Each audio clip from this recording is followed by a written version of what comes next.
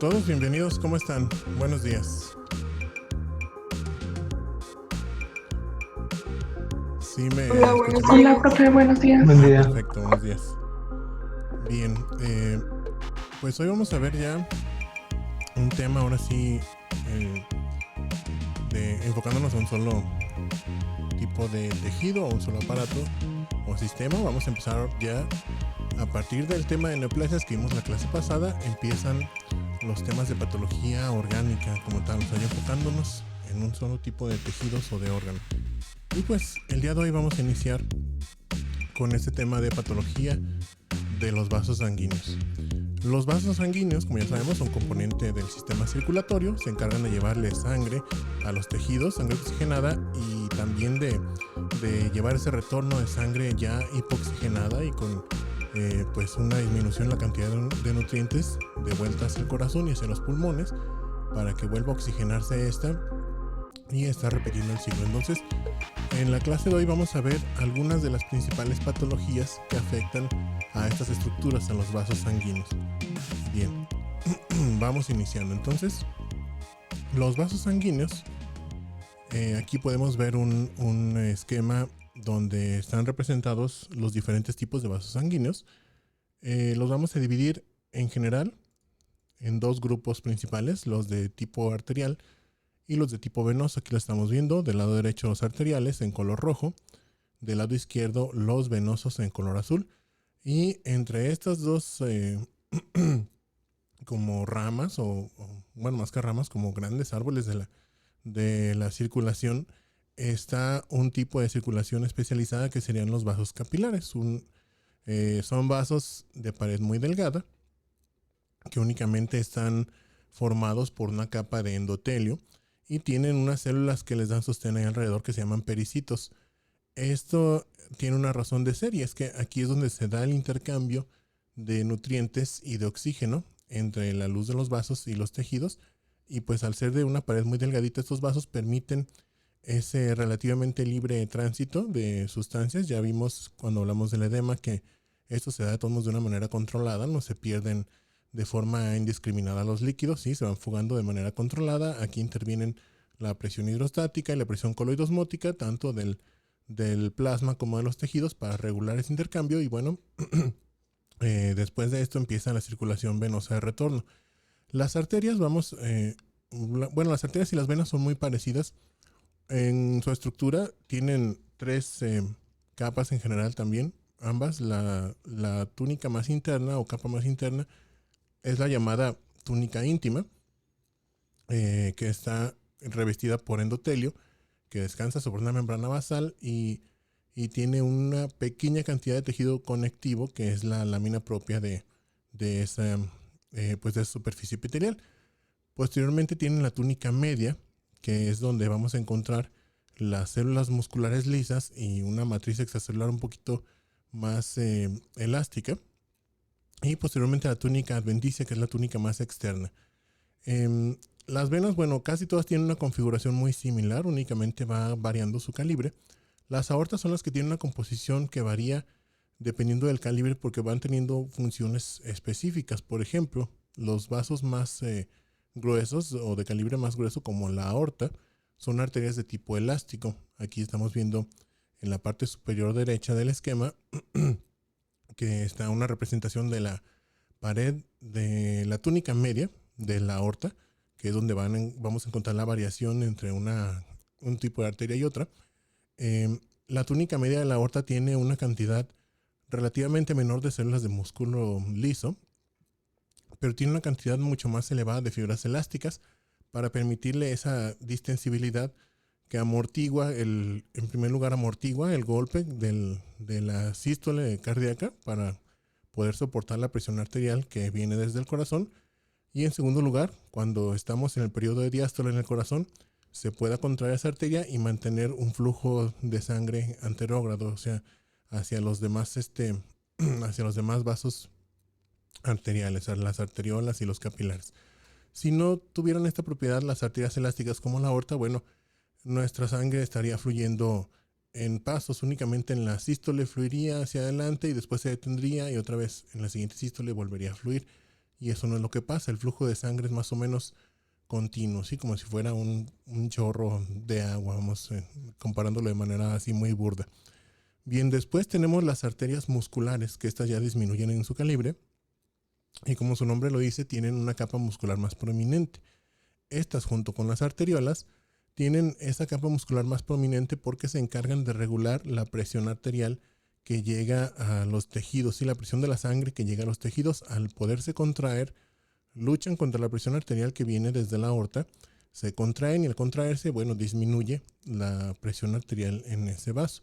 ¿Sí? La presión arterial es inversamente proporcional al calibre del vaso. Entre más delgadito, menos presión arterial. Entonces, al disminuir su luz o al dilatarla, bueno, van a regular la presión de la sangre que llega a los tejidos. Posteriormente tenemos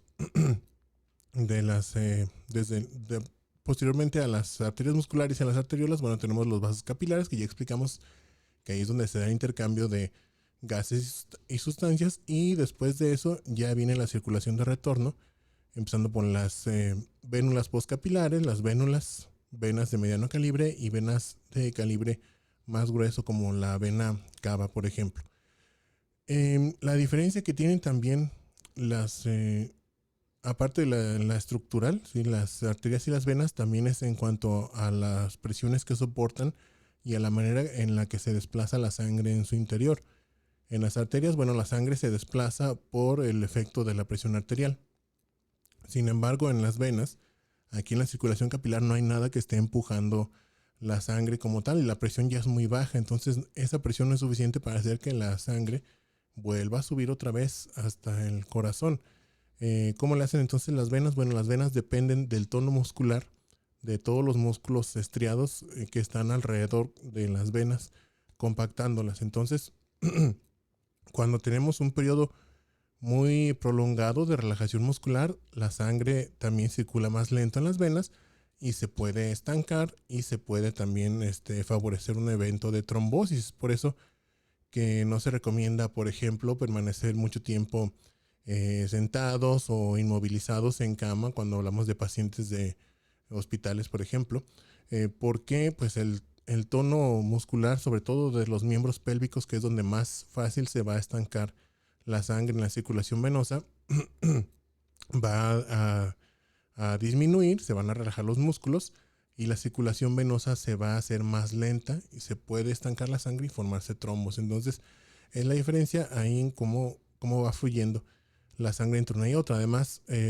por esto mismo de que las venas no tienen algo que esté bombeando la sangre de manera constante como lo tienen las arterias, estas tienen valvulitas para ayudarles a que la sangre no se regrese, sí, que no haya reflujo de sangre. Entonces, son válvulas que se abren en una sola dirección cuando se comprime la vena por la acción del músculo estriado que está alrededor. Se exprime la sangre en sentido pues anterógrado hacia el corazón. Sí, entonces fluye, se abre la válvula venosa, fluye la sangre y cuando trata de regresar la sangre se cierra la válvula y pues esto va haciendo que no se nos regrese o impide que se regrese la sangre y se quede estancada. Este no es un mecanismo perfecto, ya sabemos que la insuficiencia venosa, las tan conocidas varices, ¿verdad? Se deben a una insuficiencia de estas válvulas, empiezan a fallar con el tiempo y permiten el retorno de la sangre y esto hace que se vaya estancando sangre en las venas, sobre todo en las extremidades inferiores, y estas venas se van dilatando y van favoreciendo más el estancamiento de la sangre y pueden favorecer incluso un evento trombótico. Bien, entonces esto es en cuanto a la estructura de los vasos, nada más para hacer un pequeño repaso antes de entrar a las diferentes patologías que vamos a estudiar. Hay que tener en mente dos mecanismos que vamos a estar viendo constantemente en los vasos sanguíneos. Las células principales que integran a los vasos sanguíneos son las células endoteliales y las células de músculo liso. Lo demás es matriz extracelular. Entonces, estas células tienen diferentes acciones y respuestas a diferentes estímulos. Por ejemplo, el endotelio, ya habíamos visto cuando hablamos de los trastornos hemodinámicos, la trombosis y el shock. Bueno, el endotelio tiene propiedades tanto antiadherentes o antitrombóticas como protrombóticas y esto va a depender del estado en el que se encuentre. Cuando está en un estado antitrombótico le llamamos así en general un estado basal o inactivo, cuando pasa a un estado en el que favorece la trombosis y que aparte liberan citocinas que modifican la permeación de los vasos e incluso tienen actividad proinflamatoria, le llamamos a un estado activado. Y este estado activado se puede inducir por muchos mecanismos, desde el flujo sanguíneo turbulento en el que las células de la sangre están chocando contra la célula endotelial. Esta tensión mecánica que se ejerce puede hacer que se active esta célula endotelial, hasta la acción de citocinas, por ejemplo, en inflamación. Ya vimos que las citocinas inducen cambios ahí en la configuración de las células endoteliales para favorecer ese aumento de la permeabilidad de los vasos. Los productos bacterianos, productos de finales de glucosilación, etcétera. Sí, hay muchos factores que van a inducir una activación del endotelio. Y esta activación del endotelio, bueno, nos va a traer algunos problemas asociados con diversas patologías que vamos a ver ahorita. Otro mecanismo que debemos tener también bien presente es la reacción que tiene la túnica íntima al daño. ¿Sí? Cuando empieza a haber daño en la pared del vaso sanguíneo, empieza a haber liberación de citocinas por las células endoteliales, y estas citocinas, además de atraer células inflamatorias, van también a promover la migración de células de músculo liso desde la túnica media hacia la íntima. Aquí vemos cómo estas células están pues migrando hacia la túnica íntima. Algunas células de este músculo liso se pueden reclutar de otros sitios, pueden llegar células progenitoras de células de músculo liso a través de la circulación y también migrar a este espacio de la íntima. Y una vez que están ahí, bueno, empiezan a proliferar y empiezan a sintetizar componentes de matriz extracelular, lo que va a ocasionar que se forme una llamada neoíntima, como una túnica íntima más gruesa, que va a, entre otros efectos, aparte de modificarnos la arquitectura normal de la pared del vaso, nos va a disminuir el calibre de la luz. Y esto tiene efecto en la circulación y también es la base de la fisiopatología de muchas de las enfermedades que vamos a ver ahorita. Bien, entonces vamos iniciando ahora sí con la descripción de algunas patologías que afectan a los vasos sanguíneos, empezando por la arterioesclerosis. No hay que confundir el término, suenan muy parecidos arterioesclerosis y ateroesclerosis. La ateroesclerosis es la forma más común de arterioesclerosis, es decir, la ateroesclerosis pertenece a la familia de las arterioesclerosis, sí, pero el término general que nos engloba todo es arterioesclerosis. Entonces, ¿qué significa esto? Es una entidad, o bueno, es un término que engloba varias entidades que van a caracterizarse por un engrosamiento de la pared de las arterias y una pérdida de la elasticidad de esta pared. Entonces, las arterias se nos van a engrosar de la pared, por consiguiente la luz se va a reducir y también la elasticidad de esa pared se va a perder. Entonces las arterias se van a hacer más rígidas. Sí, escleros, de donde viene la palabra esclerosis, significa duro. Entonces es básicamente lo que sucede. La pared de la arteria se engrosa, la luz se reduce y la arteria se hace más rígida o más dura, y esto compromete la circulación hacia los tejidos. Dependiendo de dónde se localice o en qué lecho vascular se localice esta afectación, bueno, vamos a tener diferentes manifestaciones. Ya hablando de su clasificación, la arterioesclerosis la podemos dividir en estos 4 tipos principales. La llamada arteriolosclerosis hipertensiva, que es un conjunto de diferentes entidades patológicas que se asocian a la hipertensión arterial.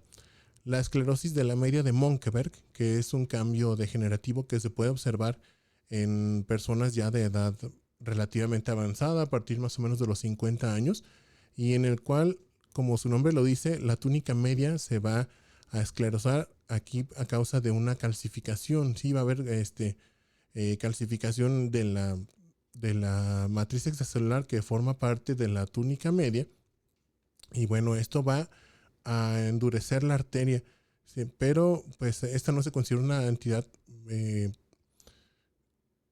pues patológica estrictamente, porque se ha visto que no, entre otras cosas, o que ahorita vamos a explicar, no causa sintomatología en el paciente.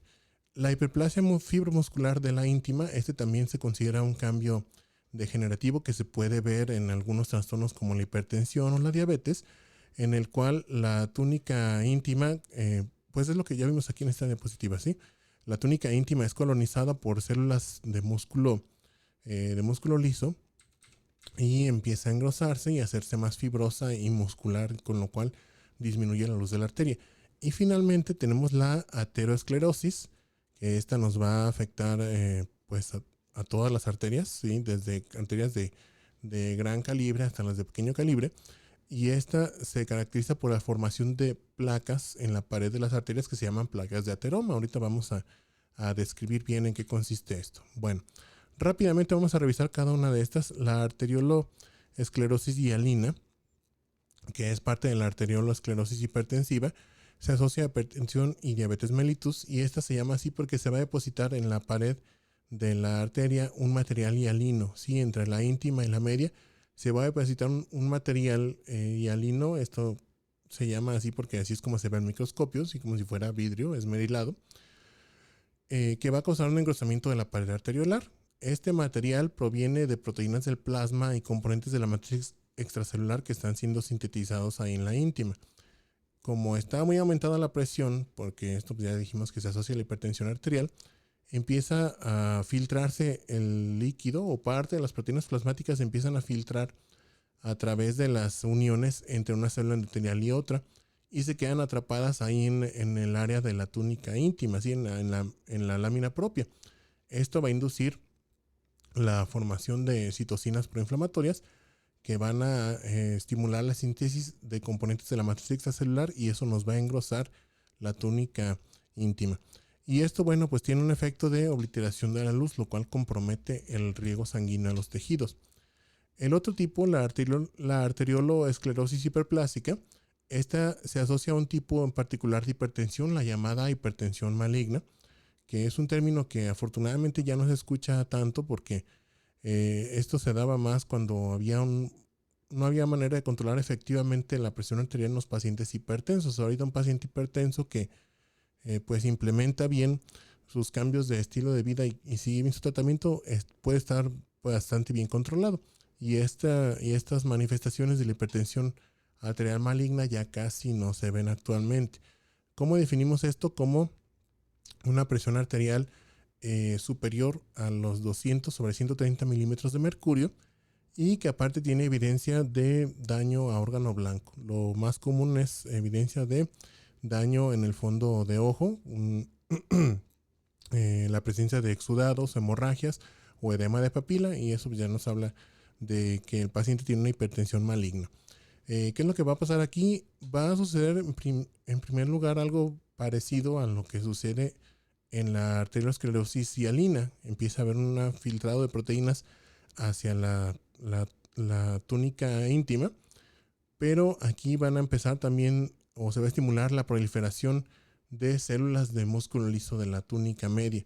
Van a migrar hacia la íntima y van a empezar a proliferar, y esto va a hacer que la arteria como que aumente el número de capas de células de músculo liso, y hace que se vean varias capas concéntricas de células en la pared de la arteria, dándole este aspecto que describen los libros de patología como una lesión en capas de cebolla. Ahorita lo vamos a ver en una imagen de una microfotografía. Se produce, bueno, este engrosamiento mucinoso de la íntima es por la producción de componentes de la matriz extracelular en la túnica íntima, y va a haber también fibrosis, ¿sí? Lo que va a endurecer y a quitarle elasticidad a esa pared. Finalmente, el tercer tipo de arterioloesclerosis hipertensiva, la arteriolitis necrotizante.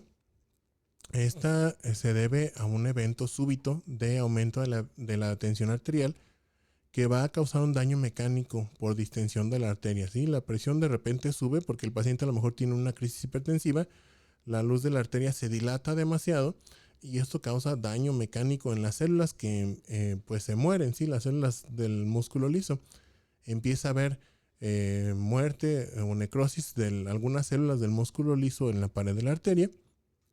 Empieza a haber presencia de infiltrado inflamatorio para pues eliminar estos restos celulares de las células musculares lisas, y podemos ver también necrosis fibrinoide, es decir, se deposita fibrina, se pueden depositar algunos inmunocomplejos ahí cuando se asocia aparte a una enfermedad autoinmune. Y vamos a ver también edema y hemorragia perivascular por ese daño que tuvo la pared de la arteriola. Aquí vemos en este esquema representados los tres tipos de arteriolosclerosis hipertensiva.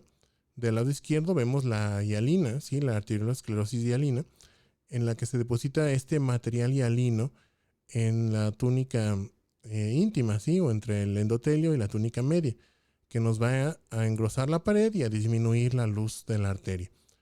En el segundo lugar, aquí en la parte del medio, tenemos la arteriolosclerosis hiperplásica, en donde hay una hiperplasia justamente de las células de músculo liso que le confiere esta imagen de capas concéntricas como que en capas de cebolla.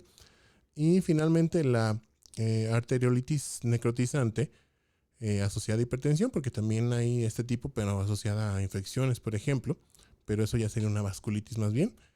Aquí está esa asociada a hipertensión, hay una dilatación súbita de la pared de la arteria que causa daño mecánico a las células musculares lisas y estas pues se van a morir, entonces empieza a haber necrosis de las células, hay infiltrado inflamatorio, esto va a producirnos edema en la pared, este edema va a disminuir el calibre de la luz de la arteria y pues puede haber después formación, depósitos ahí de fibrina, necrosis fibrinoide y fibrosis de la pared de la arteria.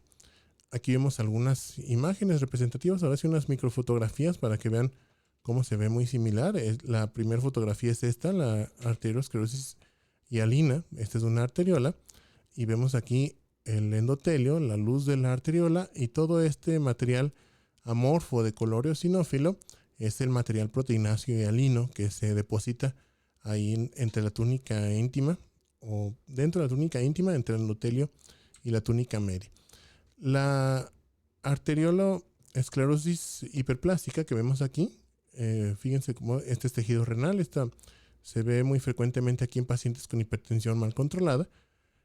Pues podemos ver la luz en el centro, la luz de la arteriola, y alrededor de esa luz vemos una pared muy engrosada compuesta por muchas capas concéntricas de células que se ven alargadas y ausadas, son células de músculo liso y le dan esta imagen en capas de cebolla, como la imagen que tenemos aquí en la esquina inferior izquierda, ¿sí? Capas concéntricas que parecen anillos como pues una cebolla cuando la partimos a la mitad. O la arteriolitis necrotizante, este es un caso de hipertensión pulmonar, donde hubo un aumento súbito de la presión arterial y entonces se causó daño aquí a estos vasos, a estas arteriolas. Por aquí en la esquina superior izquierda tenemos parte de la luz de un bronquiolo, este es el epitelio respiratorio, acá abajo hay algunos alvéolos y aquí tenemos estos vasitos arteriales y donde vemos ya un proceso de necrosis muy avanzada en este más grande, incluso ya empieza a haber algo de hemorragia o extravasación de la sangre porque la pared está pues con un daño severo, ya casi completamente destruida. En estas otras dos hay edema, hay infiltrado por células inflamatorias y en esta que está señalada con la flecha vemos también necrosis fibrinoide, depósito de material ahí parecido a la fibrina de color eosinófilo amorfo, muy similar en ocasiones a esto, sí, pero este es un material más homogéneo. En la necrosis fibrinoide lo vemos más irregular el depósito de material y aparte está asociado a una respuesta inflamatoria. Bien, el otro tipo de arteriosclerosis es la arteriosclerosis de Monkeberg o esclerosis calcificante de la media. Aquí vemos esta definición, ya se las había mencionado, es una calcificación de la media de arterias de mediano y de gran calibre que se presenta principalmente en personas mayores de 50 años. Se considera un cambio degenerativo, o sea, no es necesariamente una patología. ¿Por qué? Bueno, porque no hay afectación de la íntima ni la adventicia, o sea, no hay una inducción de la proliferación de células musculares lisas ni de aumento de síntesis de la matriz extracelular, no se estrecha la luz tampoco, y esto se debe al depósito de sales de calcio en la media. Por causas aún no determinadas, se cree que es por envejecimiento de las células, algunas células empiezan a morir y empieza a haber calcificación ahí en la túnica media, pero esta calcificación no tiene una respuesta inflamatoria asociada, o sea, es calcio que está ahí depositado vamos, como si fuera un material inerte, ¿sí? No está despertando una respuesta inflamatoria, por eso no se considera patológica esta entidad. Aquí vemos un ejemplo de la arterioesclerosis de Mönckeberg, perdón, esta lo podemos ver, dijimos, en vasos de mediano y de gran calibre. Este es un acercamiento a la pared de una arteria donde vemos en la parte inferior la luz, ahí están los eritrocitos. Por encima de los eritrocitos está la capa de endotelio, aquí podemos ver las células endoteliales formando una capa simple, las vemos aplanaditas con el núcleo que sobresale un poco. Después tenemos la túnica, un poquito de matriz extracelular que forma la túnica íntima, y inmediatamente después tenemos la túnica media, compuesta por estas células ausadas alargadas, que son células musculares lisas. Y todo este material que vemos aquí, muy basófilo, con aspecto como de cristal, así quebradizo, es calcio. ¿Sí? Todo esto es una calcificación de la túnica media, y dijimos, un cambio degenerativo. Fíjense cómo el grosor de la pared se ve más o menos constante, ¿sí? No está causando un engrosamiento de la pared, y por eso no se considera patológica. Puede asociarse a algunos trastornos de la circulación, porque esta calcificación puede hacer que el vaso se vuelva más frágil, entonces a veces ocasionarse ruptura que compromete la circulación de los tejidos, pero esto sería un evento ya más raro y no se considera, por lo tanto, esta como una enfermedad. Y finalmente, bueno, vamos a hablar sobre la ateroesclerosis ahora sí. La más importante de las formas de arterioesclerosis, y también la más frecuente. Esta se debe a un engrosamiento y un endurecimiento de la pared de las arterias de calibre mediano a grande por el depósito de ésteres de colesterol, productos oxidados ahí del colesterol, células inflamatorias, células de la pared de la túnica media y componentes de la matriz extracelular que van a formar una placa, ¿sí? Una placa fibroadiposa llamada placa de ateroma o ateroma nada más. Y bueno, esta es la enfermedad arterial más común y de mayor importancia a nivel mundial. Si esta es pregunta de examen también para que la noten. La aterosclerosis es la enfermedad arterial más común y de mayor importancia a nivel mundial, y afecta, aunque puede afectar a cualquier arteria, tiene esa tendencia a afectar las arterias que son o que tienen una importancia más crítica para nosotros. La aorta, que es la que distribuye prácticamente toda la sangre desde el corazón hacia el cuerpo. Las coronarias, que son las que le llevan el riego sanguíneo al corazón, o las arterias cerebrales, que le llevan la sangre pues al encéfalo. ¿En qué consiste entonces la capa de ateroma, o cuáles son los materiales que la forman? Aquí los vemos. Está compuesta por ésteres de colesterol, células inflamatorias, principalmente macrófagos y linfocitos T activados, células musculares lisas que provienen ya sea de la media o de la misma circulación como precursores, y material de componentes de la matriz extracelular, que van a formar entre todas estas una capa que engrosa la pared. Principalmente la vamos a ver localizada en la túnica íntima, ¿sí? Sobre todo al principio, pero con el tiempo esta puede ir creciendo y creciendo, y nos va adelgazando la túnica media, lo cual va a debilitar la pared del vaso.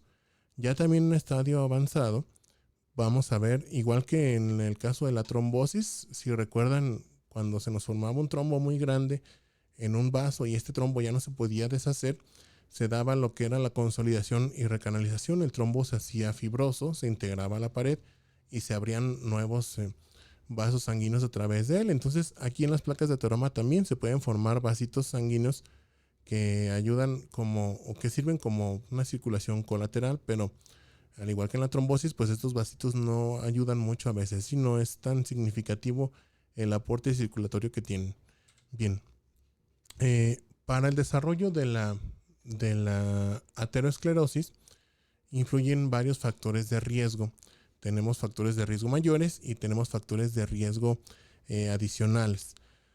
De los mayores, que serían obviamente los más importantes, tenemos también dos tipos: los no modificables y los modificables. Entre los no modificables están las anomalías genéticas o el antecedente familiar, que pues eso es hereditario. la edad avanzada y el género masculino. Los hombres tenemos una mayor propensión al desarrollo de aterosclerosis. Las mujeres tienen una protección, se cree que está dada por la influencia de los estrógenos, aunque no está todavía bien dilucidado este mecanismo, porque se ha visto que en la etapa premenopáusica las mujeres tienen un riesgo muy bajo de desarrollar aterosclerosis, y ya que pasan de la menopausia se nivelan más o menos en riesgo con los hombres. Incluso a veces pueden sobrepasar en riesgo a los hombres. Les digo que no está bien claro este papel de los estrógenos, porque se ha visto que en mujeres posmenopáusicas que reciben terapia de reemplazo hormonal con estrógenos exógenos no se modifica el riesgo de aterosclerosis, incluso a veces puede llegar a aumentar. Entonces, no es exclusivamente influencia de los estrógenos lo que las protege en la edad fértil. Y bueno, los factores de riesgo mayores modificables son los que cualquier persona, sea hombre o mujer de cualquier edad, puede llegar a presentar, como hiperlipidemia, sobre todo hipercolesterolemia, hipertensión arterial, el tabaquismo y la diabetes. ¿Qué tienen en común todos estos? Bueno, en los vasos sanguíneos, sobre todo en el endotelio, diversos factores asociados a estos, por ejemplo, el exceso de colesterol en la sangre, o en la distensión que va a causar la hipertensión arterial, o algunos radicales que se producen por el tabaquismo o que contienen el humo del tabaco, van a activar el endotelio, van a hacer que el endotelio pase a ese estado activado que veíamos al principio, y esto va a favorecer la adhesión de células inflamatorias, pero también la entrada de ésteres de colesterol desde la luz de la arteria hacia la túnica íntima, que se cree que es lo que inicia la formación de una placa de ateroma. Dentro de los factores de riesgo adicionales, bueno, tenemos algunos otros que también se ha visto que van a favorecer sobre todo eso, la activación del endotelio, ¿sí? La inflamación, la hiperhomocisteinemia, porque la homocisteína activa el endotelio, el síndrome metabólico, bueno, porque se ve, cuando se tiene un síndrome metabólico, pues la persona va a tener hiperlipidemia, puede tener hipertensión, diabetes mellitus, etcétera. Entonces, como tal, es un factor de riesgo.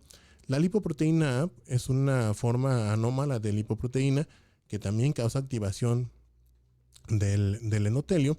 Alteraciones de la hemostasia, bueno, estas porque van a favorecer la adhesión de células de la inflamación a la pared endotelial, o también plaquetas, y eso puede favorecer el desarrollo de la placa de ateroma.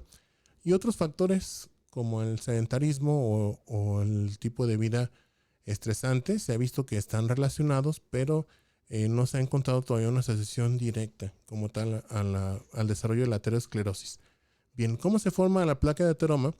Entonces, en un endotelio normal, ¿sí? En un vaso normal que tiene su endotelio inactivado, este endotelio se va a activar por la presencia de alguno de estos factores que ya mencionamos, ¿sí? Hiperlipidemia, hipertensión, radicales libres del cigarro, homocisteína, etcétera, van a causar activación del endotelio, el cual va a empezar a exhibir en su superficie moléculas de adhesión. Es lo que va a pasar principalmente. Estas moléculas de adhesión van a favorecer la adherencia de células inflamatorias de la circulación y de plaquetas, y al mismo tiempo van a facilitar el transporte del colesterol facilitado por las lipoproteínas desde la luz hacia la túnica íntima. Cuando ya está ahí ese colesterol, va a servir también como agente quimiotáctico para que los monocitos de la circulación empiecen a entrar ahí a la túnica íntima para tratar de fagocitarlo y destruirlo. Como ya sabemos, ya lo mencionamos esto en otras clases, nosotros no tenemos la capacidad de degradar por completo el colesterol, únicamente lo podemos utilizar como componente en algunas estructuras, proteínas o como hormonas, por ejemplo, pero no lo podemos degradar para eliminarlo completamente, y es por eso que se nos acumula en los tejidos. Y por lo mismo también nuestras células no tienen la capacidad de fragmentarlo y destruirlo. Entonces, ¿qué va a pasar con esos macrófagos que entran ahí a la túnica íntima? Empiezan a fagocitar ese colesterol. Al estar fagocitando, empiezan a liberar citocinas proinflamatorias, y que también favorecen o estimulan la migración y proliferación de células de músculo liso hacia la túnica íntima. Entonces empieza a haber edema, fibrosis y una muscularización aquí de la túnica íntima para formar la placa. Con el tiempo, se nos siguen acumulando los ésteres de colesterol porque entre más allá ahí, más fácil se va a activar el endotelio y favorece esa entrada de la circulación hacia la túnica íntima. Además, los macrófagos van a fagocitar todo ese colesterol, pero se van a quedar ahí atrapados porque no lo pueden eliminar. Se van a convertir en células espumosas. Con el tiempo, ese colesterol los va a intoxicar y los va a matar. Entonces, al morir esos macrófagos, explotan o revientan, liberan todo ese colesterol, aparte de otros agentes quimiotácticos, porque acuérdense que donde sea que una célula revienta, se induce la inflamación y esto va retroalimentando ese círculo o ese ciclo que va haciendo que la placa crezca. Sí, aquí vemos finalmente ya una placa en estadio avanzado, donde vemos una gran acumulación de contenido de material lipídico. Hay muchas células inflamatorias, hay una proliferación aquí, ya una muscularización de la íntima, hay fibrosis y también, pues, ¿qué es lo que está causando todo esto? Fíjense, está causando un levantamiento, un engrosamiento en la túnica íntima, por lo tanto un engrosamiento en la pared, y esto nos va a reducir la luz de la arteria. Aquí vemos todo este proceso en una sola imagen, cómo iniciamos con el daño endotelial, que favorece la entrada de ésteres de colesterol, la adhesión de células inflamatorias que van a pasar de la circulación hacia la túnica íntima. Ahí empieza a haber activación de las células inflamatorias, fagocitosis del colesterol, se producen factores de crecimiento que estimulan la migración y proliferación de las células de músculo liso, y con el tiempo empiezan a acumularse ahí ésteres de colesterol, células inflamatorias, células de músculo liso, material de la matriz extracelular y detritos celulares de las células que se están muriendo, y todo eso nos va a formar como tal la placa de ateroma. Bien, ¿qué complicaciones va a haber como consecuencia de la aterosclerosis? Aquí vemos las principales. La placa de ateroma se puede llegar a romper por el mismo golpe de la sangre contra la superficie de esa placa. Aquí lo estamos viendo. Bueno, la placa va a estar sobrelevada de la pared. Si recuerdan, les había mencionado que la sangre en los vasos sanguíneos tiene un flujo laminar. ¿A qué se refiere esto? Ya lo había explicado, pero por si acaso no se acuerdan, en la pared del vaso está separada por una capa de plasma de las células de la sangre. Las células de la sangre van viajando todas empaquetaditas o muy juntas por la parte central del vaso. Y hay una capa de plasma alrededor de ellas que las separa de las células endoteliales para no estar rozando, porque ese roce constante va a causar esta activación del endotelio y pues todos los problemas que conlleva. Entonces, si nosotros ponemos una obstrucción aquí, una obstrucción parcial en la luz de la arteria, ¿qué va a pasar cuando llegan esas células endoteliales? Van a chocar y van a rodearla, así como cuando pasamos un tope en un vehículo. Van a chocar los eritrocitos y todas las células de la circulación, plaquetas, células inflamatorias, etcétera, chocan y pues la tienen que rodear. Y cuando chocan, ese endotelio de aquí se va a ir dañando donde está golpeando la sangre. Con el tiempo esto puede ocasionar una ruptura de la placa de ateroma y eso nos puede traer varios problemas. Por ejemplo, si recuerdan, cada que se daña el endotelio, se exponen ahí las proteínas de la matriz extracelular, entre ellas el factor de von Willebrand, y entonces se inicia una trombosis, una coagulación pues que nos puede llevar a una trombosis, porque aquí tenemos un flujo sanguíneo alterado. Entonces, si se rompe la placa, se puede formar un coágulo o un trombo y eso nos disminuye más la circulación. La placa, además, si la ruptura es muy severa, bueno, va a sangrar también, porque acuérdense que tiene vasitos ahí capilares neoformados, y al sangrar nos va a producir también un evento ahí de coagulación y puede favorecer una trombosis. Se puede, por ese mismo activación del endotelio, aunque no se rompa la célula endotelial, se pueden empezar a adherir ahí plaquetas, a agregarse plaquetas y formarnos un trombo. La misma reducción de la luz va a favorecer también la embolia de ese vaso si tenemos un trombo en alguna otra parte de la circulación. se nos puede atorar ahí un embolito más fácil. Y también, bueno, va a debilitar la pared de la arteria, esta placa de ateroma. ¿Por qué? Bueno, si recuerdan, las células de la pared se nutren aquí lo podemos ver mejor. Las células que están más cercanas a la luz se nutren directamente de la sangre que está circulando por la luz. Todas estas células de músculo liso y demás necesitan oxígeno y nutrientes para seguir viviendo. Entonces, las que están más cercanas a la luz se van a nutrir de la luz. Las otras que están más hacia el exterior se van a nutrir de los pequeños vasitos que circulan aquí por la túnica adventicia, los llamados vasa vasorum, que aquí no están representados, pero son vasos capilares que se encargan justamente de eso, de darle oxígeno y nutrientes a las células que forman este vaso sanguíneo de mayor calibre.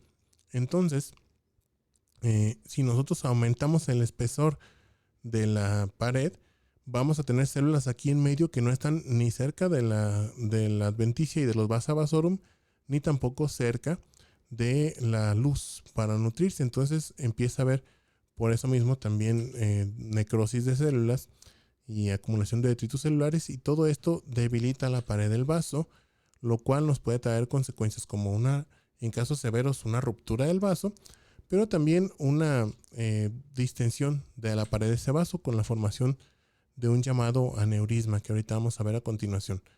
La trombosis como tal, o la embolia, la hemorragia o sangrado de la placa, o la ruptura de la placa con la activación de la coagulación, todas esas en conjunto nos pueden ocasionar infartos. De hecho, estas son las causas más frecuentes del infarto agudo al miocardio. La enfermedad arterial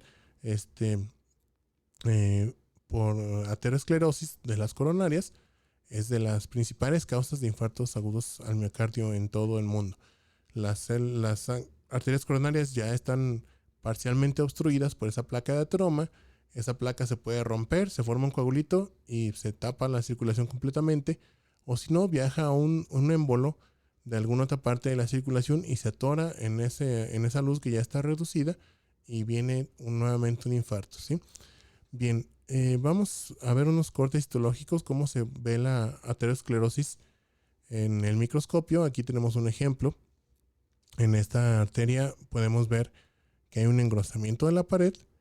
Tenemos la presencia de tejido o material fibroso que está engrosando la túnica íntima. Vemos también aquí esta zona de ruptura de la placa de ateroma. Todo esto es la placa de ateroma.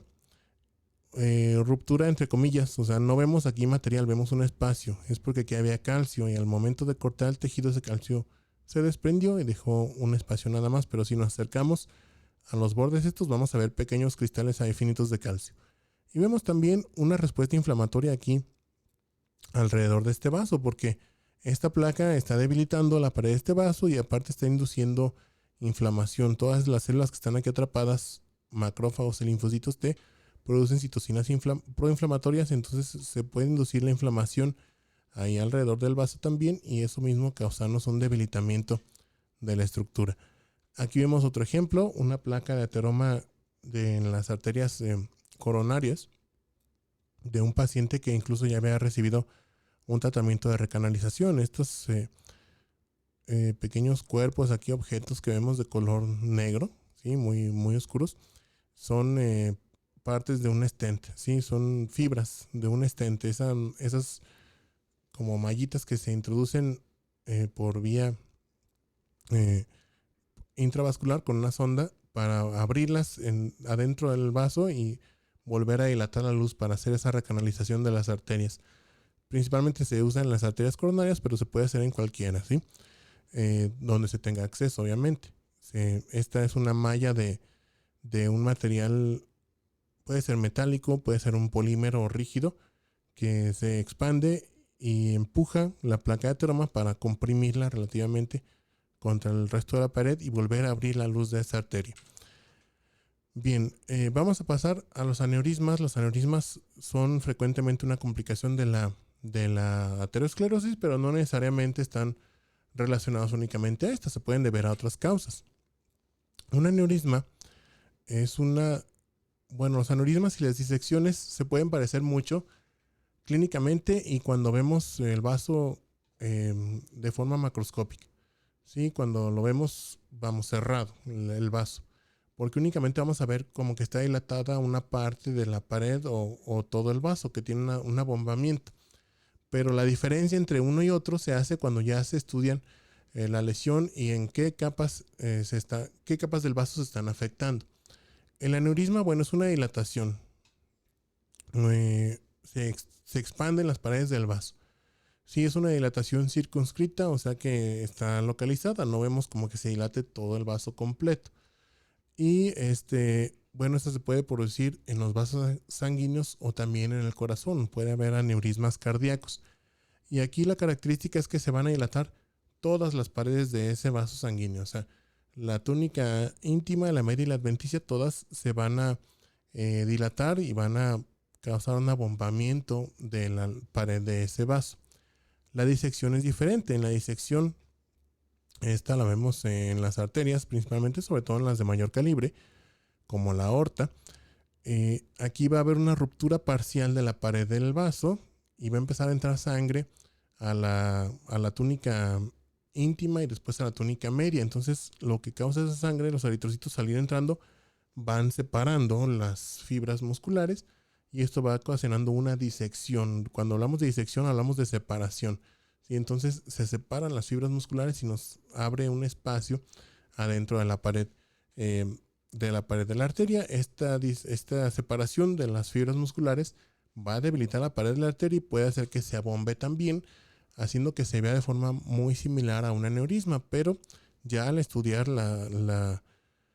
cómo están las capas de la arteria en el microscopio, podemos diferenciar entre uno y otro. Bien, aquí están en este esquema representados los dos tipos de lesión. Tenemos en la parte lateral izquierda y central izquierda aneurismas. ¿Sí? Estos son dilataciones, dijimos, de todas las capas de la pared de la arteria. Vemos aquí uno de tipo fusiforme, donde en un segmento localizado se dilató de forma concéntrica toda la arteria, o uno de tipo sacular, donde únicamente en una de las caras de esta arteria se produjo una dilatación. Esto nos puede traer algunos problemas. Aquí lo vemos, el ejemplo, cuando hay una dilatación así de la pared de la arteria, el flujo sanguíneo en esa zona disminuye, entonces se puede formar un trombo y después la liberación de émbolos, ¿sí? Que sería una de las múltiples complicaciones que puede tener el aneurisma. La disección es diferente. Aquí la vemos, hubo una ruptura parcial de la íntima y de la media, entonces empieza a entrar ahí a la túnica media sangre que va diseccionando o va separando las fibras musculares y va abriendo espacio adentro de la misma túnica media, causando un debilitamiento de la pared. En esta parte central derecha tenemos un llamado pseudoaneurisma o falso aneurisma.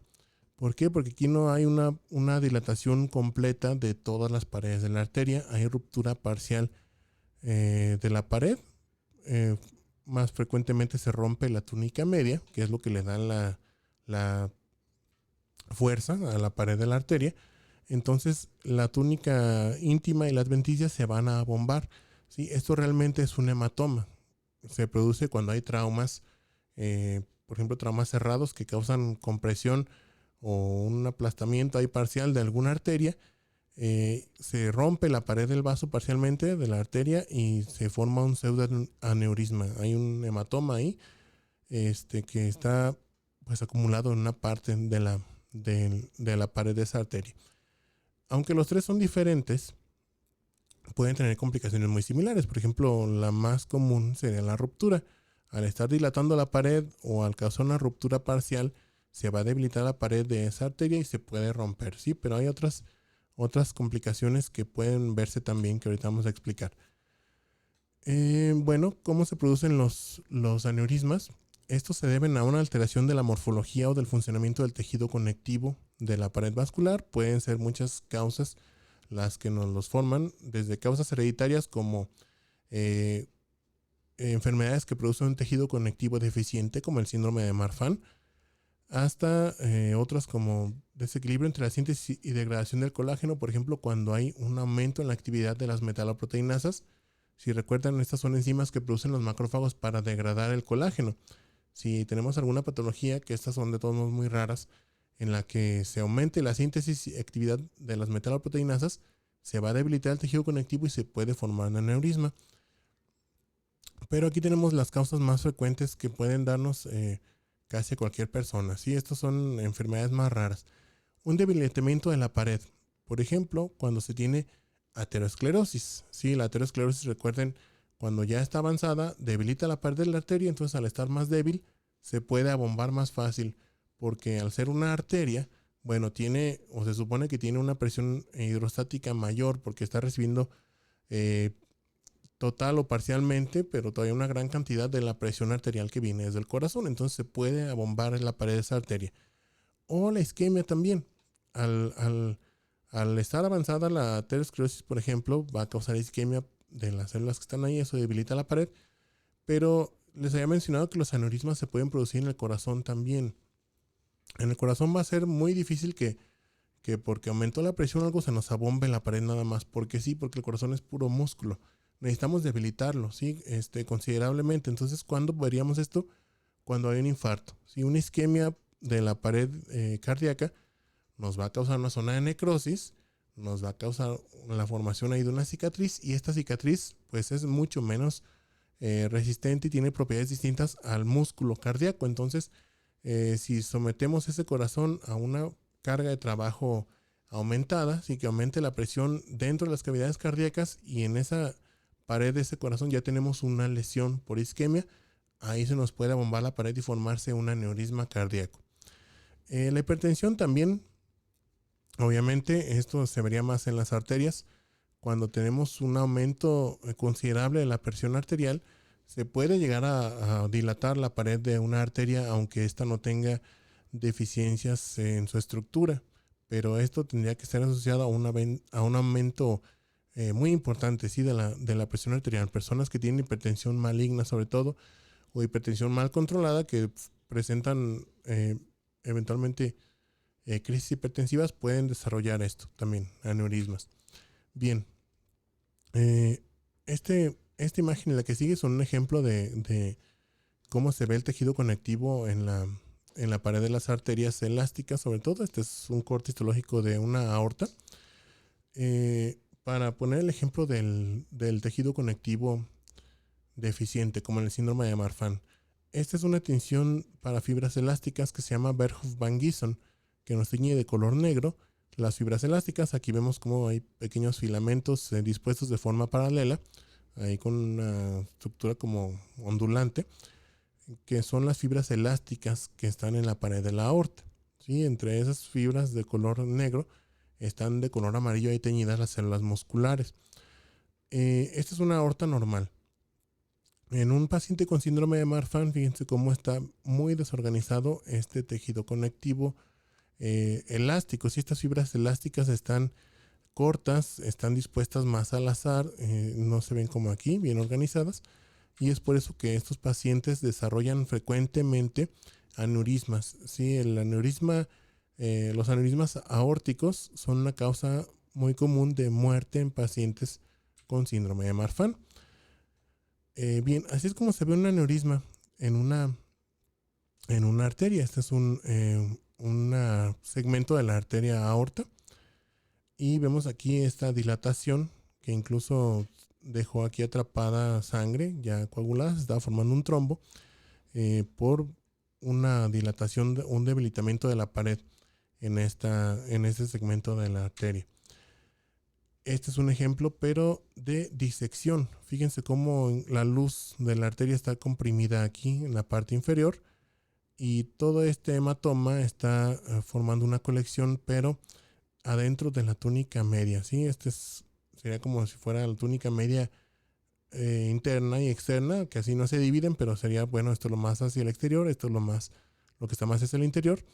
Y pues aquí se acumuló esta sangre que fue disecando, abriendo un espacio entre las fibras musculares de la media, y pues en este caso también tuvo un efecto de comprimir la luz. Otra de las complicaciones que se puede ver frecuentemente pues es ruptura, ¿sí? Ruptura de la pared esta por esa disección de las fibras musculares y un posterior sangrado hacia el espacio extravascular. aquí vemos el corte histológico de esta misma lesión que se ve acá, macroscópica. Este es el corte histológico. Fíjense cómo aquí ya hay aquí se ve la zona de ruptura del endotelio, perdón, de la túnica íntima y parte de la media. Entonces aquí empezó a entrar la sangre, disecó hasta formar todo este espacio y también causó ya o empezó a causar una ruptura de la parte más externa de la túnica media. Bien, antes de pasar ya para terminar con las patologías no neoplásicas, vamos a hablar sobre la vasculitis y antes de pasar a los tumores.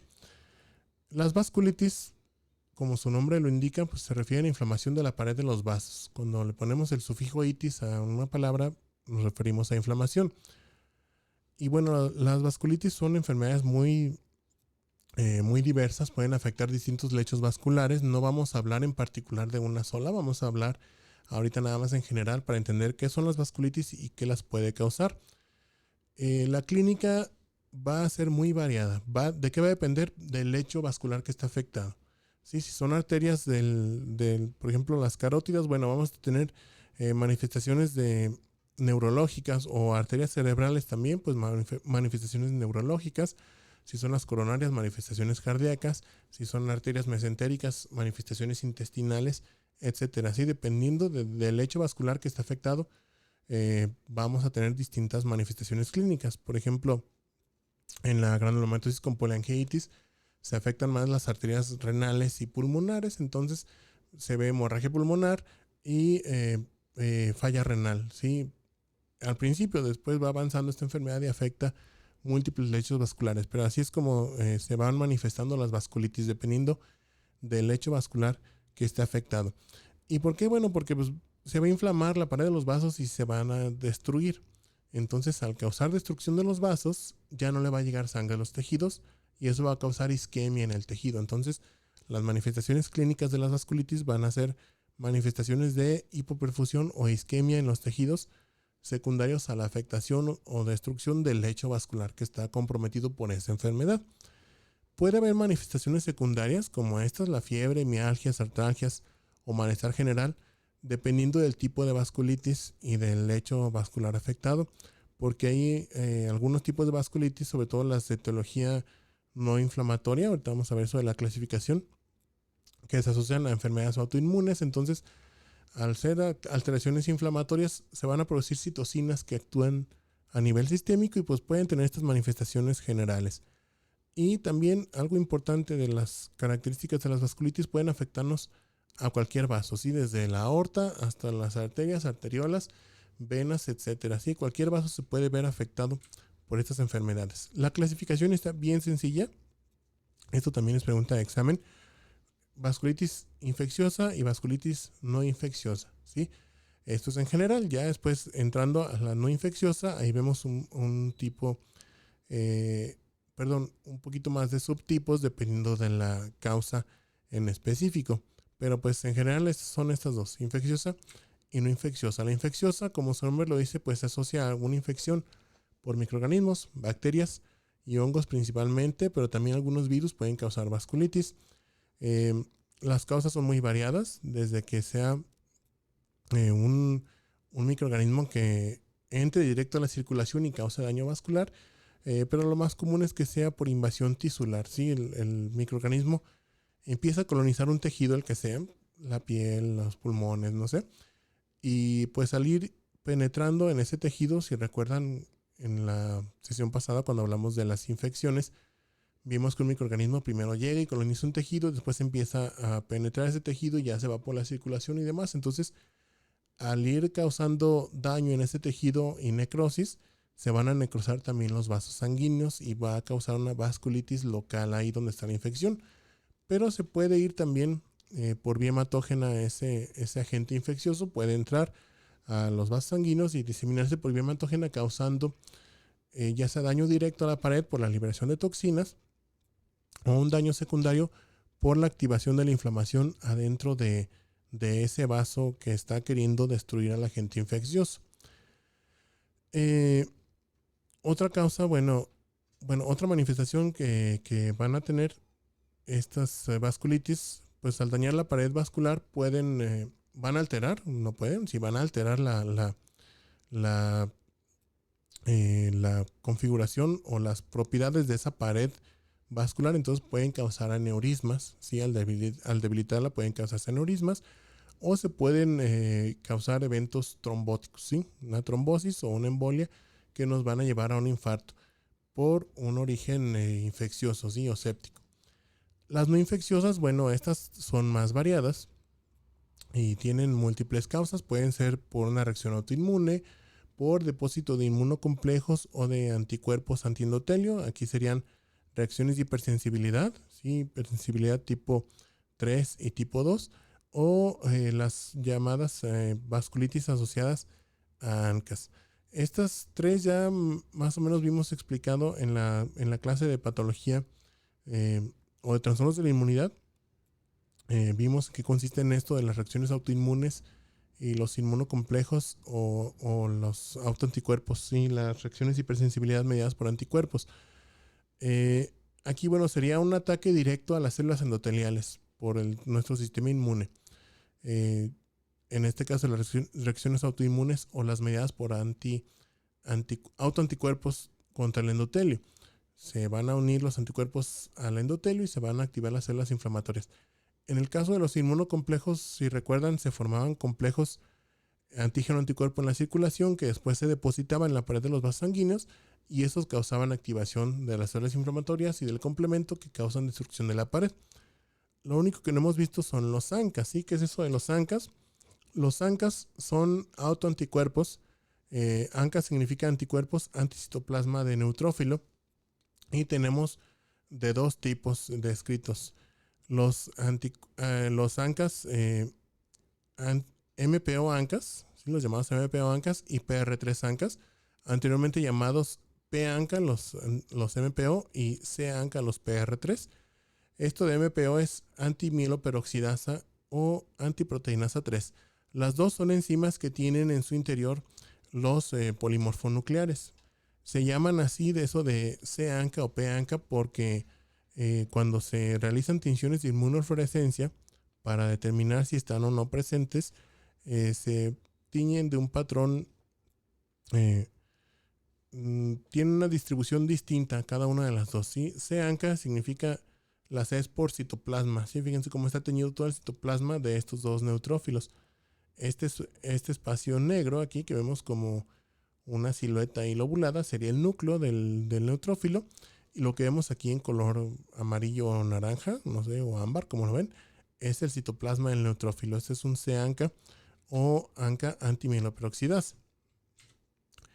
El otro es el P-ANCA. La P es por perinuclear. Fíjense cómo está pintándose aquí el borde o el espacio que está ahí alrededor del núcleo del neutrófilo. Entonces, este es el ANCA antiproteinasa 3. ¿Cómo se producen entonces estas vasculitis? Primero se tienen que producir los ANCAS. Se ha visto que algunos fármacos o antígenos microbianos estimulan la producción de los ANCAS. Si recuerdan, cuando hablamos de la netosis, les dije que esa se cree que es una de las causas por las cuales se producen estos ANCAS. Porque fíjense que tanto la mieloperoxidasa como la proteinasa 3 están adentro del neutrófilo. Entonces, ¿cómo le van a hacer las células inflamatorias que tienen capacidad autoinmune para reconocer estas sustancias como antígenos y producir anticuerpos contra ellas?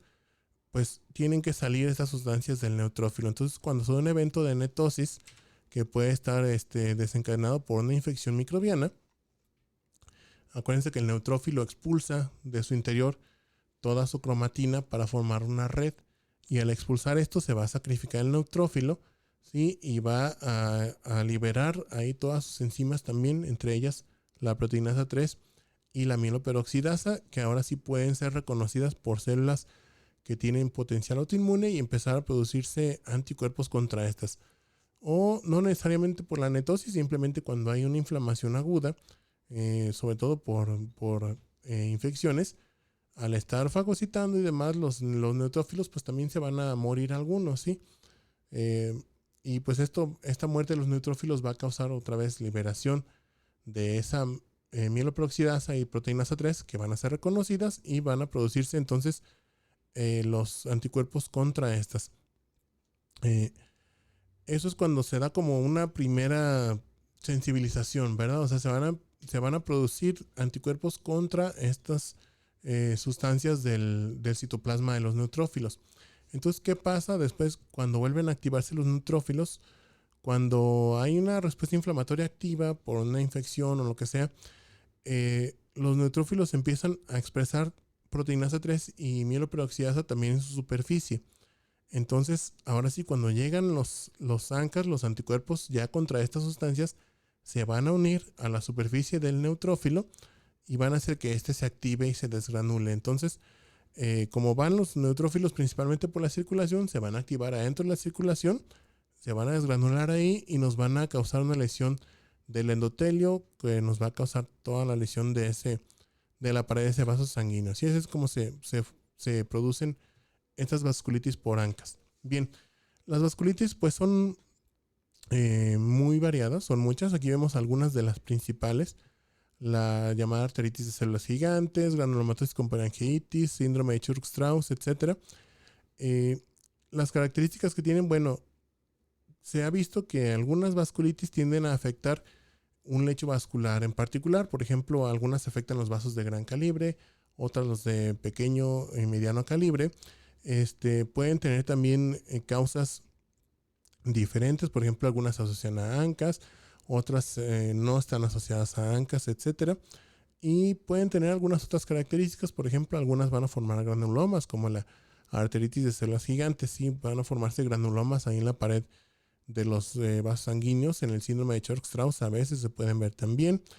En la granulomatosis con palangitis, bueno, se requiere que se vean granulomas porque ahí forma parte de su nombre. Puede haber células gigantes, se puede formar trombosis, etcétera, ¿sí? Aquí vemos en esta tablita, bueno, les digo, son las principales. Aquí las vemos representadas también de forma gráfica para poderlas entender mejor. Vemos entonces vasculitis que afectan a los grandes vasos, como la enfermedad, la arteritis por células gigantes de la temporal o la arteritis de Takayasu de vasos de mediano calibre, como las mediadas por complejos inmunes o por anticuerpos antiendotelio. Aquí vemos, por ejemplo, la poliarteritis nodosa o la enfermedad de Kawasaki, y las que afectan a los vasos de pequeño calibre, que estas se pueden dividir en dos tipos o en dos grupos en general: las que son asociadas a ANCAs y las que son asociadas a inmunocomplejos. Y aquí tenemos algunos ejemplos, ¿sí? De las asociadas a ANCAs, de las más conocidas y más frecuentes, pues sería la granulomatosis con polyangiitis o la polyangiitis microscópica. Sí, son de las más comunes. Bien, pues vamos a ver algunos ejemplos. Esta es una arteritis de células gigantes de la temporal. ¿Sí? Es una vasculitis que afecta más a personas de edad avanzada, y se ve la afectación en las arterias temporales o arterias ahí craneales. Entonces, aquí vemos un corte histológico de una de estas arterias.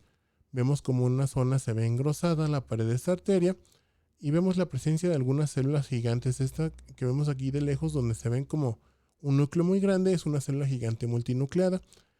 La pared de esta arteria, bueno, está siendo destruida. Aquí vemos en la parte más interna donde están los eritrocitos.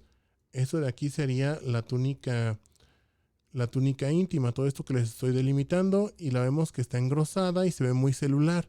¿Sí? ¿Por qué? Porque infiltrado por células inflamatorias, y aparte está habiendo como una proliferación del endotelio en respuesta, ¿sí? Y de células también del músculo liso.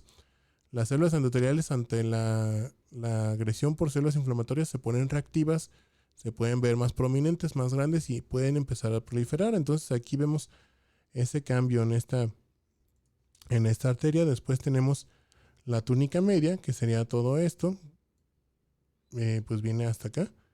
Está ya nada más la adventicia ahí afuera. Aquí le estamos delimitando, pero obviamente da toda la vuelta, así, hasta acá está la luz la pared de la arteria. Y la vemos engrosada en esta zona en particular. También se ve muy celular ahí, porque es donde están las células inflamatorias. En esta tinción del medio, Es una tinción, esta de aquí, es una tinción de Berhoff Van Gieson para pintar las fibras elásticas. Se puede ver la túnica, ahora sí bien la túnica íntima, porque vemos aquí la lámina elástica interna, esta banda pues sí, banda de aspecto así filamentoso, ondulada, de color negro, es la lámina elástica interna, y esa delimita la túnica íntima de la media. Entonces vemos cómo está bien engrosada la íntima por esta presencia de células inflamatorias, y aparte en esta zona donde se ve este engrosamiento más evidente, está incluso destruida la lámina elástica interna porque hay destrucción casi completa de la pared. Clínicamente pues se pueden ver estas arterias incluso de forma muy prominente a través de la piel por ese engrosamiento que les causa esta inflamación. Este otro ejemplo es una arteritis de Takayasu. Aquí se produce un engrosamiento concéntrico por la infiltración por células inflamatorias mononucleares con presencia de macrófagos y de células gigantes también, nada más que estas afectan a otro tipo de arterias. Esta es una corte de las arterias carótidas. Pero pues aquí vemos también, este es un acercamiento ya un poquito mayor, no se ve toda la pared de la arteria, vemos fibrosis, vemos muchas células inflamatorias, todas estas pequeñitas que están aquí hipercromáticas, y vemos algunas células gigantes. Estas dos que están aquí, que vemos ahí de tamaño muy grande, con los núcleos más o menos dispuestos alrededor, son células gigantes. O una también, esta es una granulomatosis con polyangiitis. Vemos en este corte de tejido renal, este es un glomérulo, vemos como los vasos del glomérulo están trombosados, vemos una zona de esclerosis segmentaria aquí en este glomérulo, y en esta arteriola que está en el intersticio, vemos que hay células inflamatorias alrededor, se está formando un granuloma y hay una zona de necrosis fibrinoide. ¿Sí? Este material rojizo y muy intenso que se ve en esta tinción especial, que es la tricrómica de Masson, es la necrosis fibrinoide de la pared de este vaso. Bien, vamos aquí a hacer una pequeña pausa. Con esto terminamos las patologías no neoplásicas de los vasos sanguíneos. No sé si quede alguna duda de lo que ya vimos: las arteriosclerosis, las vasculitis o arteriosclerosis y vasculitis principalmente es lo que vimos. ¿Alguna duda que haya quedado ahorita de lo que revisamos del tema?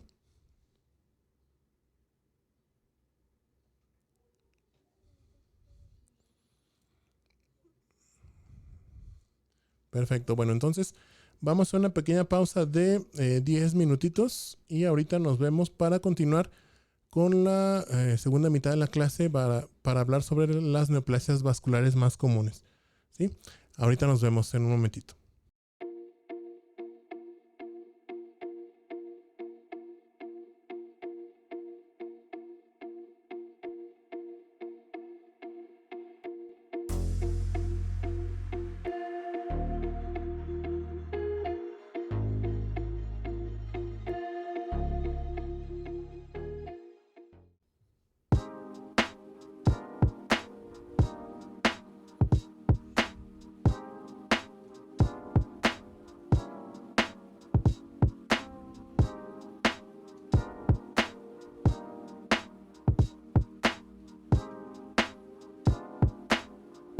¿Qué tal? Continuamos con la clase. Bien, vamos a revisar ahora la segunda parte del capítulo de patología vascular, hablando sobre las principales neoplasias vasculares o tumores de origen vascular. Los tumores vasculares pueden tener distintos orígenes, principalmente en las células del endotelio, pero también en las células que le dan soporte a los vasos sanguíneos, que serían los pericitos. Y como en muchos otros tejidos, vamos a tener tumores benignos y tumores malignos. Entonces ahorita vamos a enfocarnos en tres ejemplos. El más común de los tumores vasculares benignos, el más común de los malignos, y uno que tiene un comportamiento intermedio, que es el sarcoma de Kaposi. O sea, no se clasifica de entrada como un tumor maligno, pero pues tiene la capacidad de tener un comportamiento agresivo cuando empieza a evolucionar. Bueno, entonces vamos con los tumores vasculares. Esto que vemos aquí en la imagen es un extracto de la clasificación de la OMS para las neoplasias de origen vascular. Vemos aquí entonces que tenemos divididos estos tumores en las neoplasias benignas, pero también condiciones de desarrollo o adquiridas que sean llamadas las malformaciones. Si recuerdan, las neoplasias benignas en general tienen una buena diferenciación, es decir, se parecen mucho al tejido que les dio origen. Entonces, en el caso de las neoplasias vasculares benignas, a veces es difícil diferenciarlas de una malformación como tal, o sea, algo que no sea neoplásico. Entonces aquí, bueno, tenemos muchos diagnósticos, por ejemplo, los hemangiomas o linfangiomas, que son muy parecidos, nada más que el hemangioma es una proliferación de vasos sanguíneos. El linfangioma, como su nombre lo dice, es una proliferación, pero de vasos linfáticos. Otro tipo de lesiones, como el nevo se me olvidó su nombre en español, algo así como de flama. Las telangiectasias, que son malformaciones vasculares más que neoplasias, o proliferaciones vasculares reactivas, como la angiomatosis vascular, que se ve asociada a una infección. Tenemos después las neoplasias de grado intermedio, como el sarcoma de Kaposi, justamente, que les digo que estas tienen al principio un comportamiento pues relativamente benigno, es decir, no son muy agresivas, pero con el tiempo pueden volverse más agresivas y causar invasión y diseminación a otros tejidos.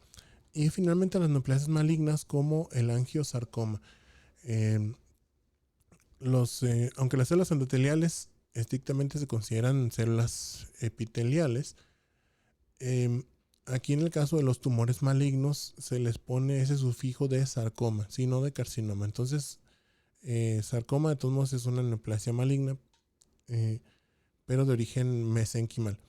O el hemangiopericitoma, que aunque tiene un grado mucho menor al angiosarcoma, también puede tener un comportamiento agresivo y causar riesgos para la vida del paciente, sobre todo dependiendo de dónde se esté formando. Por ejemplo, cuando los vemos en sistema nervioso central, pues es un caso ahí serio, ¿verdad? En ese tumor en algún paciente. Bueno, vamos a ver entonces ¿qué características tienen los tumores vasculares? Estas son características, que comparten en general. Ya les había dicho la primera, pueden derivar del endotelio o las células que le dan sostén a los vasos sanguíneos, es decir, los pericitos. Los tumores benignos van a formarnos conductos vasculares permeables. Pueden estar estos con distinta configuración, ser conductos delgaditos, conductos pues, dilatados, irregulares, que pueden tener pared delgada, pueden tener pared gruesa, etc. Y el endotelio aquí va a ser normal, o sea, no lo vamos a ver con atipia citológica. La atipia citológica, acuérdense, la mencionamos en la clase de neoplasias. Todo eso de la hipercromasia nuclear, la anisonucleosis, pleomorfismo, actividad mitótica intensa, aquí no va a estar presente. Si acaso en algunos tumores podemos ver cambios reactivos del endotelio, que crece un poquito más el núcleo, que a lo mejor se ve un nucleolo, pero necesita cumplir ciertos criterios para clasificarlo como algo maligno. Entonces aquí vamos a ver lo normal. En los tumores malignos, aquí vamos a ver ya cambios muy notorios que nos van a sugerir que esta neoplasia es maligna como tal. Van a ser lesiones muy hipercelulares, o sea, van a tener muchas células. Vamos a ver una notable atipia citológica en las células endoteliales o las células neoplásicas, que pueden ser los pericitos. Vamos a ver mucha actividad mitótica, frecuentemente con mitosis atípicas. Y bueno, en ocasiones la diferenciación puede llegar a ser muy pobre y necesitaríamos determinar muchas veces el origen vascular de esta neoplasia con estudios de inmunohistoquímica. De hecho, una definición del angiosarcoma, que sería la neoplasia maligna derivada del endotelio, es de una neoplasia maligna que tiene características inmunistoquímicas, o sea, tiene un inmunofenotipo que determina un origen vascular. ¿Qué quiere decir? Que a veces la morfología no nos va a ayudar para nada o no va a ser para nada sugestiva de un origen vascular, pero si determinamos que tiene origen vascular porque presenta todavía o exhiben marcadores endoteliales las células neoplásicas, pues ya con eso tenemos el diagnóstico. Pero bueno, vamos empezando entonces con los hemangiomas, que serían los tumores benignos más comunes. Estos, bueno, van a estar integrados por una proliferación de vasos sanguíneos o linfáticos que pueden ser normales o anormales, pero en cuanto a su estructura, o sea, pueden tener una pared delgadita con un grosor o una luz delgada y esta luz va a ser regular, o pueden ser con luces irregulares, con trayectos medio tortuosos y la pared un poquito irregular también en cuanto a su espesor, pero no van a tener atipia citológica. Estos puede ser muy difícil de distinguirlos a veces de las malformaciones o amartomas vasculares, a veces incluso puede llegar a ser imposible, entonces se queda el diagnóstico ahí como entre una malformación o un hemangioma, y pueden tener muchas variantes histológicas, es decir, muchas morfologías diferentes. Cuando hablamos de una variante histológica de un tumor, quiere decir cómo lo vemos al microscopio. Sí, los tumores macroscópicamente se pueden parecer mucho a veces, es decir, a simple vista, pero cuando los vemos al microscopio, las células se pueden ver a veces ligeramente distintas entre un tumor y otro, a veces muy distintas, y esto hablamos de tumores en general. Entonces, a veces se pueden acomodar de cierta manera las células, en otro tumor se disponen o se acomodan de forma distinta, tienen una morfología un poquito diferente las células, se pueden ver más alargadas, más redondas, etcétera. Entonces, todo esto, cuando hablamos de la forma que tienen las células en particular y el acomodo en el que se disponen, nos referimos a la variante histológica de un tumor. Aquí, aunque tenemos muchas, estas son las tres principales: el hemangioma capilar, el cavernoso y el llamado granuloma piógeno. El hemangioma capilar, como el que vemos aquí en esta imagen, aparece más frecuentemente en la región de la cara y del tronco, ¿sí? del tórax. Son lesiones nodulares de color violáceo bien delimitadas que están compuestas por una proliferación de vasos sanguíneos de pared delgada. Aquí estamos viendo la representación esquemática. En el caso de este tumor de la lengua, bueno, se ve el epitelio superficial de la lengua y vemos aquí en el tejido profundo lo que vendría a ser como la dermis, ¿verdad? O el equivalente a la dermis, aunque en la lengua aquí veríamos pues músculo. Vemos esta proliferación de estructuras vasculares de pared delgada. Fíjense cómo únicamente tienen el revestimiento endotelial y ya no tienen túnica media ni adventicia, y son luces pequeñas. Sí, este es un hemangioma capilar porque, o recibe ese nombre porque los vasos que están formando ahí tienen la configuración de vasos capilares. Si lo vemos al microscopio, pues lo vemos exactamente igual, ¿sí? Todas estas son luces de vasos, ahí tienen eritrocitos en el interior y son vasitos de luz estrecha y pared delgada, ¿sí? Que se corresponden muy bien con la morfología de vasos capilares. En el caso del hemangioma cavernoso, este se llama así porque los vasos, aunque siguen teniendo una pared delgada, tienen ya las luces muy tortuosas y dilatadas, ¿sí? Están como muy ensanchadas las luces o dilatadas. Eso se pueden ver ya más comúnmente en tejidos profundos. Aquí vemos un ejemplo, está en el tejido hepático, aquí vemos en la esquina inferior derecha los hepatocitos aquí representados. Y pues esta sería la lesión, estos espacios vasculares de pared irregular, de pared delgada y luz irregular muy dilatada.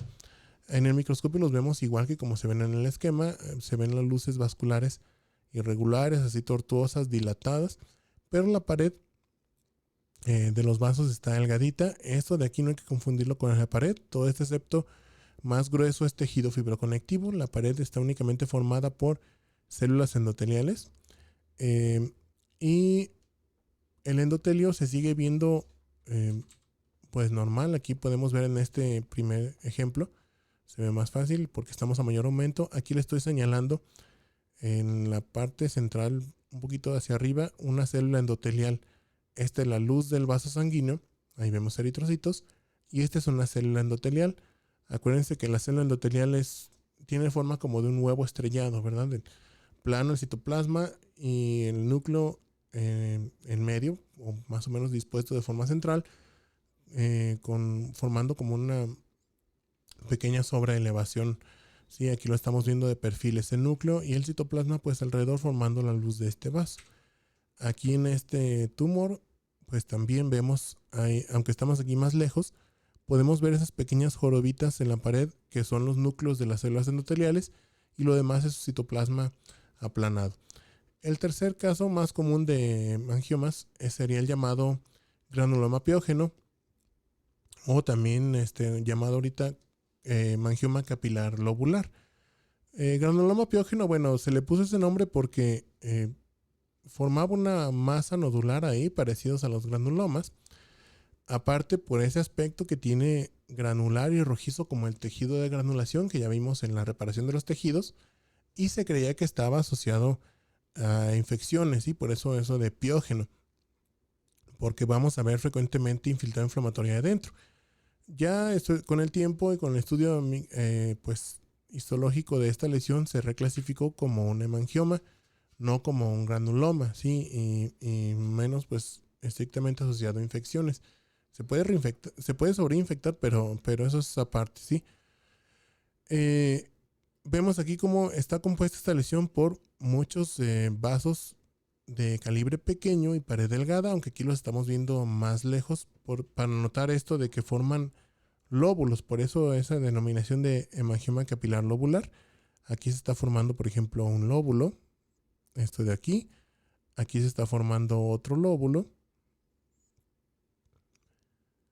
Aquí abajo estaría otro. Este de aquí. Por aquí sería otro. Sí, está formando lóbulos esta lesión. Y eso de piógeno pues, se le dejó también porque tiene, les digo, células inflamatorias casi siempre acompañantes. Lo de granuloma no se le ha quitado el nombre porque tienen parecido al tejido de granulación, que se lo dan justamente, al igual que el tejido de granulación, este aspecto granular rojizo se lo dan todos esos pequeños vasitos sanguíneos que forman la lesión como tal. Pero bueno, ya si nos acercamos, ahora sí, este es un corte histológico a mayor aumento. Vemos que son vasos de luz estrecha, pared delgadita, el endotelio se ve normal y vemos algunas células inflamatorias mixtas ahí dispersas entre el estroma de esta lesión. Bien, el siguiente tumor que vamos a ver es el sarcoma de Kaposi. Les dije que es una neoplasia de grado intermedio porque al principio no es tan agresiva, es localmente agresiva conforme va avanzando y después se puede diseminar. Es un tumor poco frecuente que afecta a la piel de las extremidades inferiores al principio y va teniendo una diseminación ascendente. O sea, empieza en los pies, pantorrillas y después ahí va subiendo muslos y después se puede diseminar a otras partes del cuerpo, al torso, los brazos, la cabeza o incluso a tejidos profundos. Este está asociado prácticamente todos los casos están asociados a esta infección por este virus, el virus del herpes 8. ¿Sí? Es tanta su asociación que este virus ya también se llama así como Kaposi Sarcoma Associated Herpes Virus o virus del herpes asociado a sarcoma de Kaposi. ¿Qué es lo que va a hacer este virus? Bueno, va a infectar a las células endoteliales, pero también a los linfocitos B. Y en las células endoteliales va a causar esta proliferación que va a formar este tumor, pero también se puede ver asociado a múltiples linfomas de células B porque afecta a los linfocitos, al igual que por ejemplo el virus del Epstein-Barr. Cuando se tiene una coinfección con virus de la inmunodeficiencia humana, con VIH, se puede ver un crecimiento tumoral acelerado. Y bueno, este tumor va a tener 4 variantes que en lo que van a diferir va a ser pues en la forma de presentación, pero pues va a seguir siendo lo mismo, o sea, un tumor formado por vasos sanguíneos que tiene un comportamiento intermedio. Entonces tenemos las 4 variantes, la clásica y la endémica, y tenemos en tercer y cuarto lugar la iatrogénica y la asociada al SIDA. La iatrogénica es asociada principalmente al trasplante renal, pero puede ser a cualquier trasplante, es por una inmunosupresión inducida. La asociada al SIDA, bueno, es por la inmunosupresión que causa el virus de la insuficiencia humana. Bien, este es el segundo tumor más maligno, pero en pacientes con perdón, más maligno, no, más frecuente, el segundo tumor maligno más frecuente en pacientes con inmunodeficiencias. Sí, es en los pacientes con inmunodeficiencias tienden a, solemos ver un comportamiento un poquito distinto en cuanto a la frecuencia de las neoplasias. En el caso de los tumores malignos, este sería el segundo más frecuente, ¿sí? El sarcoma de Kaposi. La incidencia pico está, aquí lo vemos, entre los 60 y los 70 años en la variante clásica. En la variante asociada al SIDA se ve en edad más temprana, ¿sí? También en la variante endémica. Bien, ¿cómo son las características clínicas de esta lesión? Vamos a ver lesiones cutáneas en la piel de las extremidades inferiores. Les digo que empieza en los pies. Estas van a tener esta evolución, van a iniciar como máculas, o sea, manchas violáceas que después se hacen sobreelevadas, forman placas y después nódulos. Cuando ya están formando nódulos, ya están en la fase que les llamamos nosotros de tumor, ¿sí? Y ahí es cuando empiezan después la diseminación. Con el tiempo, estas lesiones van aumentando de tamaño y en número. A veces van a coalescer entre ellas, o sea que si se forma una lesión muy próxima a la otra, se pueden fusionar y hacernos una lesión más grande. Y bueno, van teniendo diseminación ascendente. ¿Sí? Empiezan en los pies y piernas y de ahí van hacia arriba diseminándose a diversos tejidos. Aquí vemos algunos, pues la piel de otras partes del cuerpo, del torso, de los brazos, la cabeza, tejidos blandos, mucosas, incluso ganglios linfáticos y vísceras profundas. Bien, así es como los vemos en sus fases iniciales. En este paciente vemos algunas lesiones en fase de mancha, como esta de aquí, o de mácula, y algunas ya en fase de placa. Estas ya se ven sobreelevadas, las que están aquí arriba. ¿Sí? Las vemos ya un poquito redondaditas e incluso brillantes por esa sobreelevación que tienen. Aquí ya los vemos. Este es, bueno, sigue siendo fase de placa, aunque aquí ya está más notoria esa sobreelevación de estas lesioncitas. Y finalmente la fase de tumores, donde ya forman nódulos que pueden incluso ulcerar la piel. Cuando ya vemos esto, pues ya empieza a haber diseminación más acelerada a otros tejidos de forma ascendente. Bien, ¿cómo se ve el sarcoma de Kaposi? Está compuesto por espacios vasculares irregulares, se ven un poquito alargados, que tienden a disponerse de forma más o menos paralela. A veces aquí los vemos como que siguen una misma dirección los vasitos sanguíneos. Y estos están revestidos por endotelio que tiene pues atipia, ¿sí? Es endotelio atípico. Y además vemos entre los vasos capilares ahí o en los vasos sanguíneos que se forman, células también ausadas que tienen atipia citológica. Aquí vemos un ejemplo de un sarcoma de Kaposi que ya está infiltrando tejidos profundos. Aquí vemos músculo estriado y vemos aquí la proliferación de vasitos sanguíneos y aquí en la periferia también. Esta es la forma como más característica en la que la vemos. Fíjense cómo los vasos tienden a seguir una trayectoria más o menos en conjunto, o sea, como si formaran pequeños fascículos los vasos sanguíneos. Pero el endotelio se ve ya pues atípico. Los vemos las células endoteliales con el núcleo agrandado y más hipercromático. Y vemos también algunas células ahí fusiformes que están en el estroma, también con núcleos voluminosos hipercromáticos, algunos con nucleolo. Podemos ver también mitosis, como aquí vemos 1, 2 mitosis, por lo menos en este campo, 3 aquí. Sí, podemos ver actividad mitótica variable dependiendo de la fase en la que está. En la fase de tumor ya vemos más marcada la actividad mitótica. Esta es la misma imagen. Está repetida. Bien, cuando le hacemos una tinción de herpes virus 8 con inmunistoquímica, pues vamos a ver que prácticamente todas las células son positivas y esta es una neoplasia asociada a la infección por el virus del herpes 8. Aquí estamos viendo en esta prueba de inmunistoquímica cómo pues prácticamente todas las células neoplásicas tienen positividad nuclear para este marcador. Bien, finalmente el angiosarcoma, pues ya al leer este sufijo sarcoma, ya debemos saber que es un tumor francamente maligno, ¿sí? Es un tumor maligno que deriva de células endoteliales. Tiene diversas causas asociadas, aunque al igual que todos los cánceres que vamos a ver en lo que resta del programa de la materia, pues son multifactoriales y no hay una causa como tal definida única. Entonces, este se asocia al linfedema crónico, pero también a la exposición a carcinógenos químicos y a radiaciones. Este linfedema crónico se ha visto, por ejemplo, en pacientes postoperados de cirugías como hay casos descritos de angiosarcomas en pacientes que a los que se les ha realizado una mastectomía radical, porque en la mastectomía radical, al disecar los ganglios axilares, se cortan los vasos linfáticos que drenan la linfa de los brazos o del brazo, pues del lado ipsilateral a la cirugía.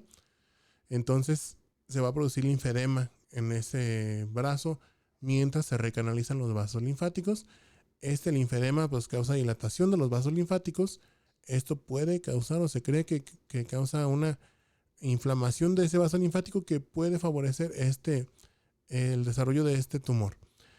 En una etapa inicial, el angiosarcoma se ve como múltiples nódulos rojizos bien delimitados y asintomáticos que pueden pasar incluso o darnos la impresión de ser un hemangioma. Pero ya cuando están en etapa avanzada, bueno, son francamente malignos. Se ven masas irregulares, sangrantes, que incluso pueden llegar a tener necrosis.